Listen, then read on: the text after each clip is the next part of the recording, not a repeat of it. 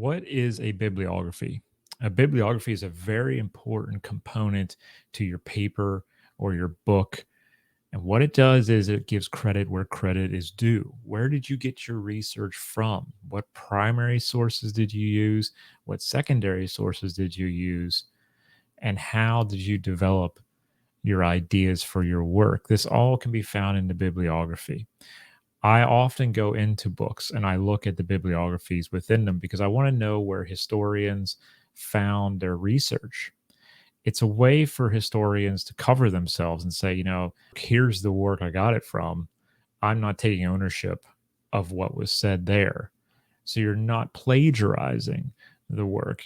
As I said, you're giving credit where credit is due. And if you want to know where researchers and historians and authors get their information from, the bibliography is a great place to start. Like I said, I often go there first. So let's take this book, for example. This is one of my favorites. This is Richard Rubin's The Forgotten Generation and Their Forgotten War, The Last of the Doughboys. Okay, this Last of the Doughboys is one of my favorite First World War books. Pretty thick book, but very readable, very manageable. And if we open the book up to the back, we will find the selected bibliography right there.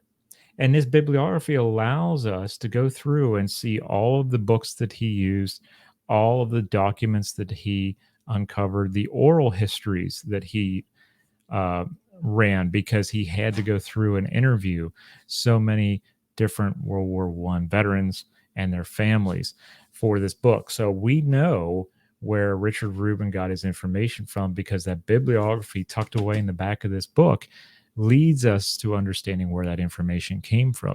You can go into that bibliography and say, well, Richard Rubin used this book for this purpose, but I want to know what else this book says.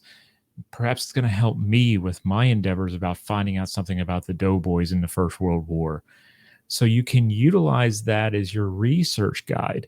Take those things from the bibliography, look for those in your library, and then decide for yourself, can I use this in my own work?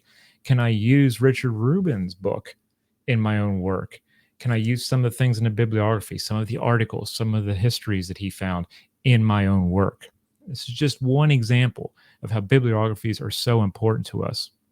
It allows us to give credit where credit is due, and it allows others to find out where you got your information from and how we can possibly use that in our own quest to answer our own research question.